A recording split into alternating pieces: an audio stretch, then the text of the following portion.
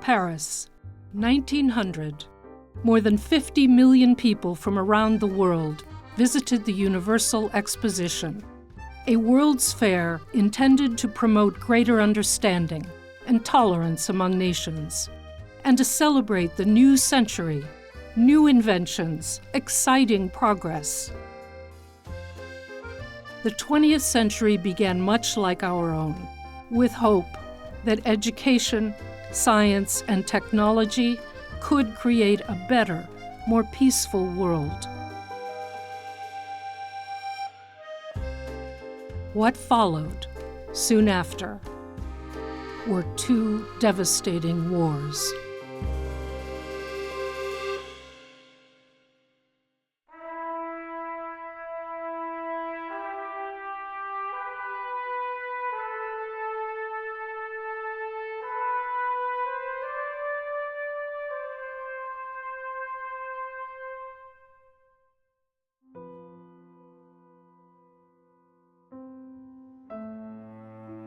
The First World War, from 1914 to 1918, was fought throughout Europe and beyond.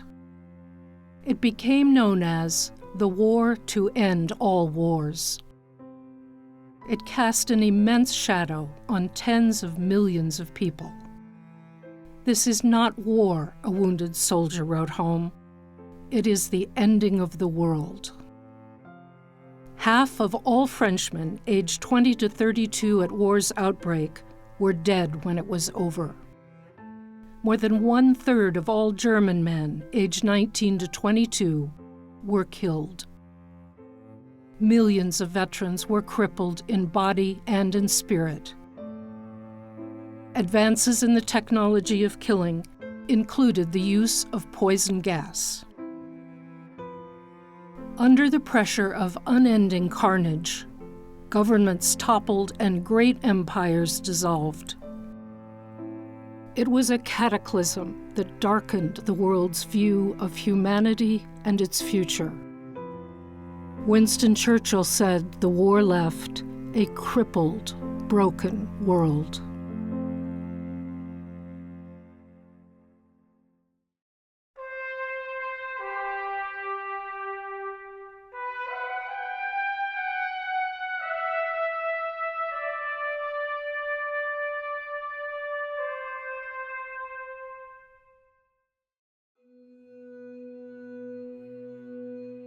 The humiliation of Germany's defeat and the peace settlement that followed in 1919 would play an important role in the rise of Nazism and the coming of a Second World War just 20 years later. What shocked so many in Germany about the treaty signed near Paris at the Palace of Versailles was that the victors dictated a future in which Germany was deprived of any significant military power. Germany's territory was reduced by 13%. Germany was forced to accept full responsibility for starting the war and to pay heavy reparations. To many, including 30-year-old former Army Corporal Adolf Hitler, it seemed the country had been stabbed in the back, betrayed by subversives at home and by the government who accepted the armistice. In fact, the German military had quietly sought an end to the war it could no longer win in 1918. "It cannot be that 2 million Germans should have fallen in vain," Adolf Hitler later wrote. "We demand vengeance." Many veterans and other citizens struggled to understand Germany's defeat and the uncertain future. Troops left the bloody battlefields and returned to a bewildering society. A new and unfamiliar democratic form of government, the Weimar Republic, replaced the authoritarian empire and immediately faced daunting challenges. Thousands of Germans waited in lines for work and food in the early 1920s. Middle-class savings were wiped out as severe inflation left the currency worthless. Some burned it for fuel. Economic conditions stabilized for a few years, then the worldwide depression hit in 1929. The German banking system collapsed, and by 1930, unemployment skyrocketed to 22%. In a country plagued by joblessness, embittered by loss of territory, and demoralized by ineffective government, political demonstrations frequently turned violent. Many political parties had their own paramilitary units to attack opponents and intimidate voters. In 1932, 99 people were killed in the streets in 1 month. Right-wing propaganda and demonstrations played on fears of a communist revolution spreading from the Soviet Union. New social problems emerged from the impact of rapid industrialization and the growth of cities. Standards of behavior were changing. Crime was on the rise. Sexual norms were in flux. For the first time, women were working outside the home in large numbers, and the new constitution gave women the right to vote. Germany's fledgling democracy was profoundly tested by the crumbling of old values and fears of what might come next. Adolf Hitler had been undisputed leader of the National Socialist German Workers' Party, known as Nazis, since 1921. In 1923, he was imprisoned for trying to overthrow the government. His trial brought him fame and followers. He used the jail time to dictate his political ideas in a book, Mein Kampf, My Struggle. Hitler's ideological goals included territorial expansion, consolidation of a racially pure state, and elimination of the European Jews and other perceived enemies of Germany. He served only a short jail sentence, and after the ban was lifted on his National Socialist Party, Hitler and his followers rejoined the battle in the streets and in the countryside. The Nazi Party recruited, organized, and produced a newspaper to spread its message. While downplaying more extreme Nazi goals, they offered simple solutions to Germany's problems, exploiting people's fears, frustrations, and hopes. In the early 1930s, the frequency of elections was dizzying. So was the number of parties and splinter groups vying for votes. Hitler proved to be a charismatic campaigner and used the latest technology to reach people. The Nazi Party gained broad support, including many in the middle class. Intellectuals, civil servants, students, professionals, shopkeepers and clerks ruined by the Depression.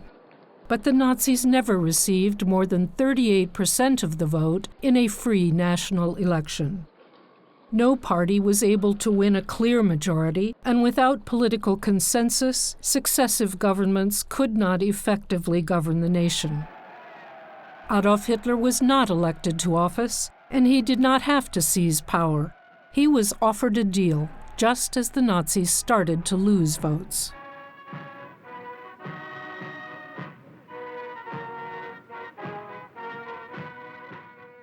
In January 1933, when the old war hero, President Paul von Hindenburg, invited Hitler to serve as chancellor in a coalition government, the Nazis could hardly believe their luck. The Nazis were revolutionaries who wanted to radically transform Germany. The conservative politicians in the new cabinet didn't like or trust Hitler, but they liked democracy even less, and they saw the leftist parties as a bigger threat. They reached out to the Nazis to help build a majority in parliament. They were confident they could control Hitler. 1 month later, when arson gutted the German parliament building, Hitler and his nationalist coalition partners seized their chance. exploiting widespread fears of a communist uprising. They blamed communists for the fire and declared emergency rule. President Hindenburg signed a decree that suspended all basic civil rights and constitutional protections, providing the basis for arbitrary police actions. The new government's first targets were political opponents. Under the emergency decree, they could be terrorized, beaten, and held indefinitely. Leaders of trade unions and opposition parties were arrested. German authorities sent thousands, including leftist members of parliament, to newly established concentration camps.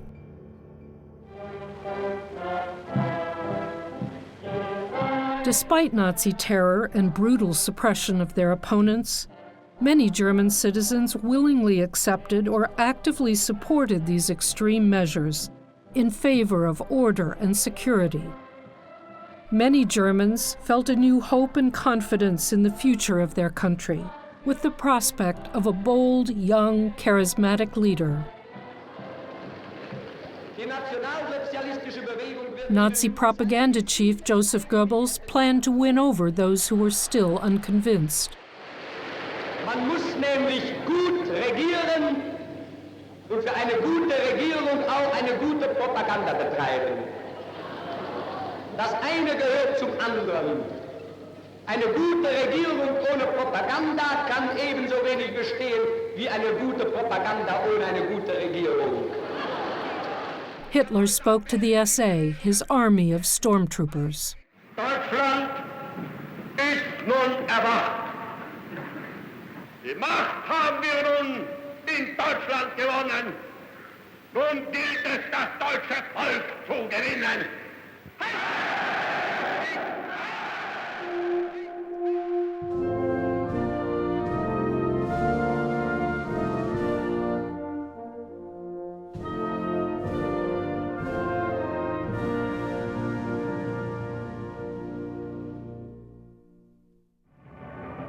The ceremonial reopening of Parliament, orchestrated by Joseph Goebbels, aimed to link the Hitler government to Germany's imperial past and portray the Nazis as saviors of the nation's future. The event was carefully staged to reassure the German establishment, including the military, that Hitler would respect their traditions. Nazi-controlled newsreels then gave the impression that the army supported the new government. Though Hitler walked behind longtime President Hindenburg for now, the new chancellor would soon be Germany's absolute dictator. The day was dedicated to the new Germany, and more than 100,000 school children stood shoulder to shoulder as the car bearing the aged president and the chancellor proceeded through the crowd to the speaker's stand. Whether you agree with his doctrines or not, it must be admitted that the leadership of Hitler has united the German people for the first time since the war. Their almost fanatical enthusiasm is a marvel to the entire world. Hindenburg remained president until his death in August 1934. With Hindenburg gone, Hitler, by agreement with the army, abolished the office of president, declaring himself Führer and Reich Chancellor, leader of the nation and head of the government. Now there was no authority above or beside him. Immediately, the armed forces swore an oath of allegiance to Adolf Hitler. Ich schwöre bei Gott, diesen heiligen Eid, dass ich dem Führer Adolf Hitler unbedingten Gehorsam leiste. All civil servants, including teachers and police, members of parliament and the judiciary, swore an oath of loyalty, not to any constitution, but to Hitler as Führer of the German nation. Adolf Hitler.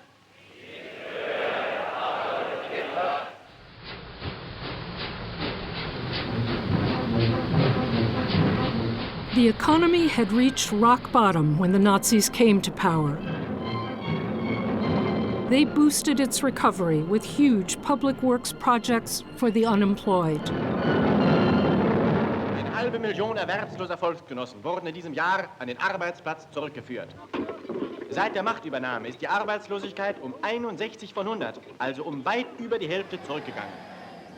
Hitler christened new autobahns triumphantly in a display of national will that would unite the country and facilitate the secret expansion of Germany's armed forces. In 1935, Germany openly defied the 1919 Treaty of Versailles by reinstituting the draft and increasing its military strength. The Nazis were delivering on their promises to restore and strengthen the nation. Their achievements encouraged many people to overlook radical Nazi policies, or even to support them. In September 1935, the Nazi Party gathered in Nuremberg for its annual rally. It opened with a traditional hymn that added solemnity and a sense of continuity with the past. It ended with a special session of parliament far from Berlin. New race laws were introduced by Hitler and read by Parliament President Hermann Göring. Reichsbürger ist nur der Staatsangehörige deutschen oder artverwandten Blutes. Eheschließungen zwischen Juden und Staatsangehörigen deutschen oder artverwandten Blutes sind verboten. The Nazi regime aimed to create a racially pure Germany, whose so-called superior traits would make it ideally suited to rule the entire European continent. Nazism taught that racial struggle was the driving force in history. Superior races must battle inferior races or be corrupted by them. The Nazi concept of a national community was exclusive and based on race, as defined in the new laws and decrees. Heinrich Himmler and the SS led the ideological battle. Racist ideas were taught in schools. Some groups, such as Jews, Slavs, Blacks, and Roma, also called Gypsies, were labeled racially inferior. People with mental or physical disabilities were designated unworthy of life. Scientists and medical professionals applied pseudo-scientific theories for measuring and valuing racial characteristics.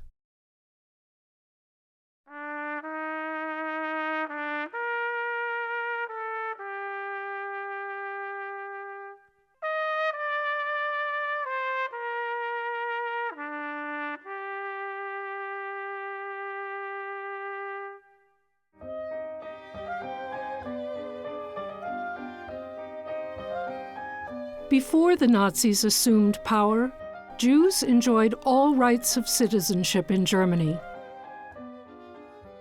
After 1933, the German government gradually excluded Jews from public life and public education. Newly established Jewish private schools provided a safe learning environment for some. By 1938, German authorities had isolated and segregated Germany's Jews, expelling them from the professions and eliminating most opportunities to earn a living.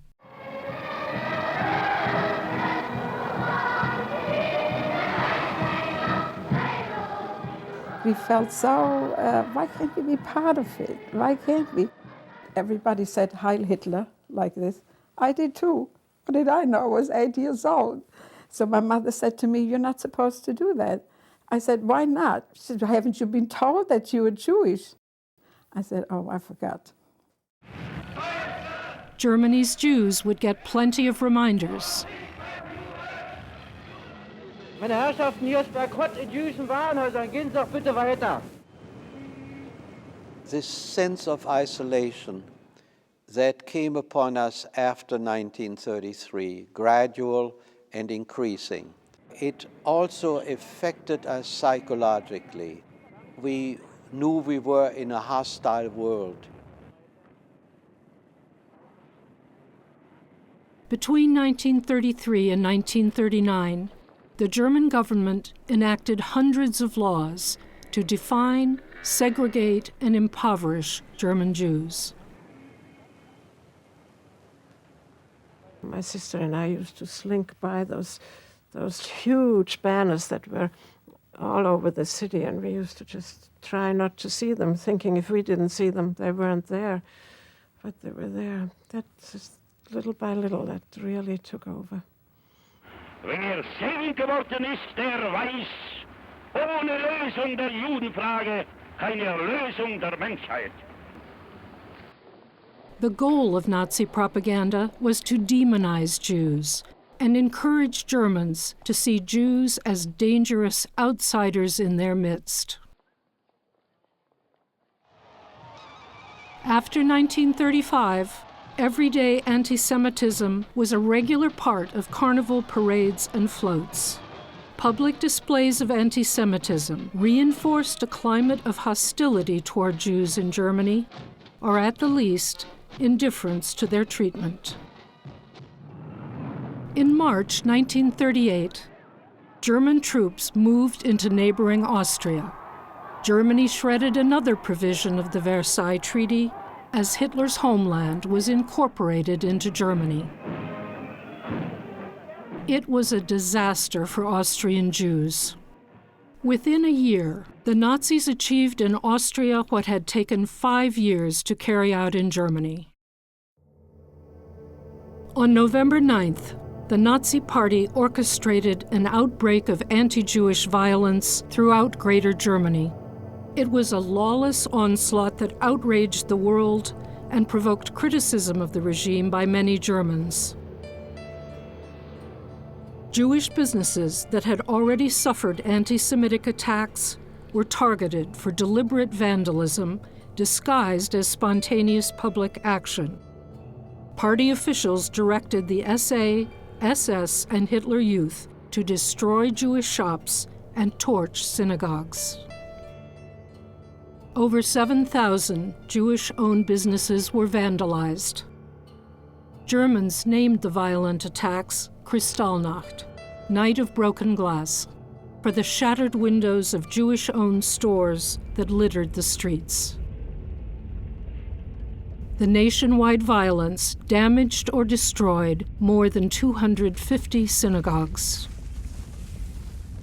After Kristallnacht, I remember driving through Berlin and seeing the synagogues in flames and all the glass on the streets and the people huddled and depressed.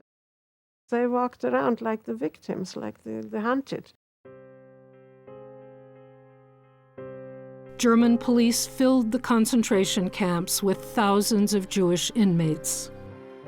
The SS released them only if they agreed to emigrate. But Jews faced increasingly restrictive immigration quotas in most countries and bureaucratic hurdles in Germany.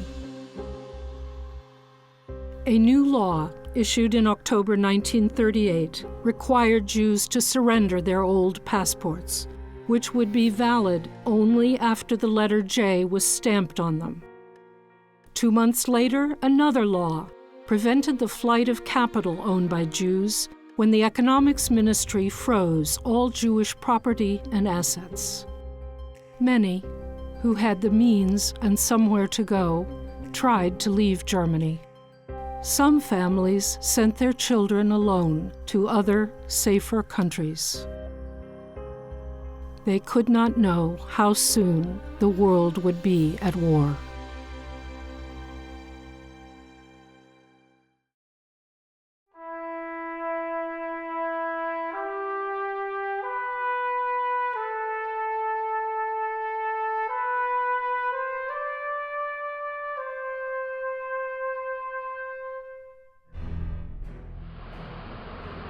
As the Nazi regime implemented its long-standing goal of territorial expansion, aggression against Germany's neighbors initially succeeded without encountering armed resistance. Hitler counted on the reluctance of Britain and Europe to intervene, for fear of another war. The German occupation of Prague, capital of Czechoslovakia, left no doubt as to Germany's intent on military conquest in Eastern Europe.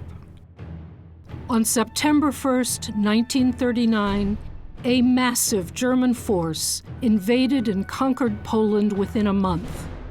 It was the start of the Second World War. In April 1940, Germany occupied Denmark and Norway. In May, the German armed forces attacked France, the Netherlands, Luxembourg, and Belgium. In June, Paris fell, and France surrendered. The swift and unexpected victory over France avenged Germany's defeat and humiliation in the First World War. It propelled Hitler to a new level of popularity and trust among the German people. In June 1941, the German army, with more than 3 million soldiers, invaded the Soviet Union to wage a war of annihilation that targeted tens of millions of civilians. Under conditions of war and military occupation, the Nazi regime could pursue its political and racial goals with more radical measures. As German troops advanced into Eastern Europe, Germany's power extended over millions more Jewish inhabitants in the occupied lands, where German authorities could exploit existing anti-Jewish attitudes among local populations. Across Eastern Europe, German authorities forced those identified as Jews into tightly packed areas called ghettos. Separated from the non-Jewish population, Jews in the larger ghettos were imprisoned behind brick walls and barbed wire. The German drive eastward was cast as a crusade against Judaism and communism, in the Nazi view, two aspects of the same evil. German soldiers and police officials treated Soviet prisoners of war as subhumans, either shooting them or deliberately causing their deaths by exposure to the elements and by starvation. Millions died in German captivity. On the Eastern Front, racial political instruction was part of regular training for all types of German occupation forces. SS Chief Heinrich Himmler referred to the war against the Soviet Union in an address to his men. This invasion is an ideological battle and a struggle of races. Here in this struggle stands National Socialism, an ideology based on the value of our Germanic Nordic blood. On the other side stands a population of 180 million, a mixture of races whose very names are unpronounceable and whose physique is such that one can shoot them down without pity and compassion. In July 1941, Hermann Göring, Hitler's second-in-command, authorized all necessary preparations for the final solution of the Jewish question in the European territory under German control.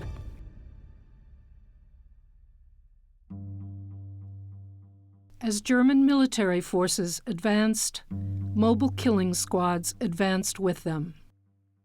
The German army, military SS, and German police units took an active part in authorized mass murders. The Germans and their accomplices rounded up the victims, drove them on foot or in trucks to a killing site, often made them remove their clothes, and shot them. Participants in the murders included local collaborators, especially police, in Latvia, Lithuania, Estonia, Ukraine, and Belarus. The German killing squads and their auxiliaries murdered at least 2 million Jewish men, women, and children in mass shooting operations.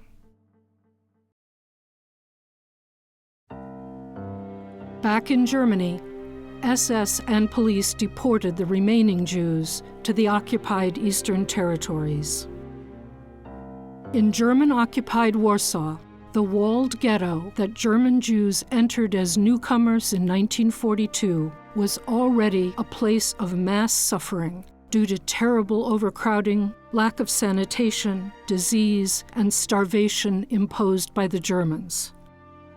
Despite all efforts of the imprisoned Jews to find ways of surviving and sustaining their communities, those conditions increasingly led to death for scores of thousands.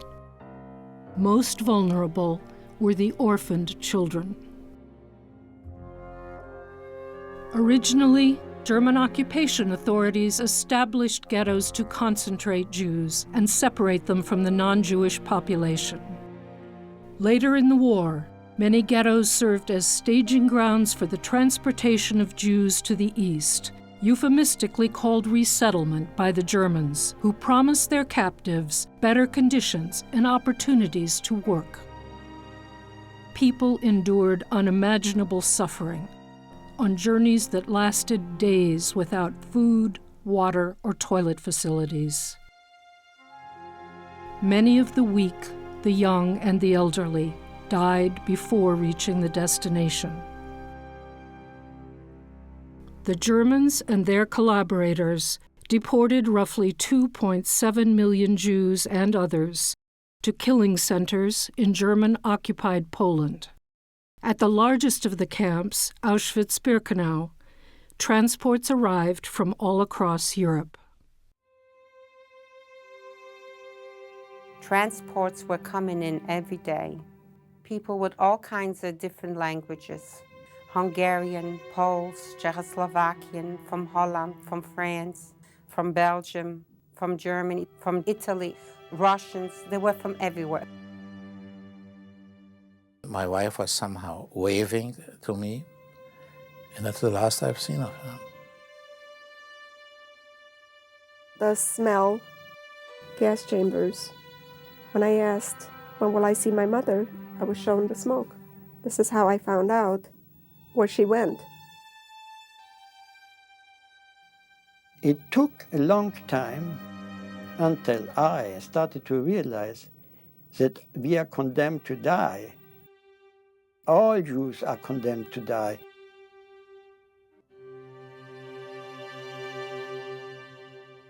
Those whom the SS judged unable to work were killed, often within 2 or 3 hours of arrival. Those who could work would be used for forced labor under punishing conditions. When they could no longer work, they too would be put to death. In several killing facilities, exclusively designed to kill human beings on an industrial scale, camp authorities used poison gas to murder children, women, and men. At these killing centers, nearly half of all Holocaust victims died. The camps of Majdanek and Auschwitz were the first liberated as Soviet troops reached Poland. News of Majdanek's liberation in summer 1944 was met with disbelief. The New York Herald Tribune said, "Maybe we should wait for further corroboration. This sounds inconceivable." In April 1945, U.S. troops in Germany and Austria came upon concentration camps at Buchenwald, Dachau, Nordhausen, Mauthausen, and Ohrdruf. The soldiers saw the camps with their own eyes, and the truth was undeniable. General Dwight Eisenhower, commander of the Allied Liberating Forces, wrote, "The things I saw beggar description. The visual evidence and the verbal testimony of starvation, cruelty, and bestiality were overpowering." In American movie theaters, newsreels made witnesses of thousands more. One commentator said, "To future generations, it must be told. Once man did this to his brothers. In the 20th century, there existed a civilization which for 12 years returned to barbarism." Shock permeated the camps as liberating troops tried to grasp what they had found.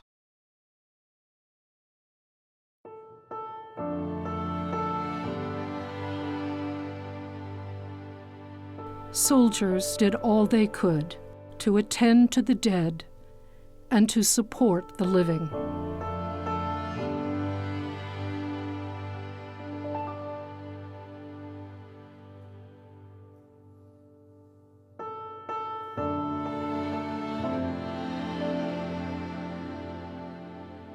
Those who survived faced the slow task of reclaiming their dignity and returning somehow to life.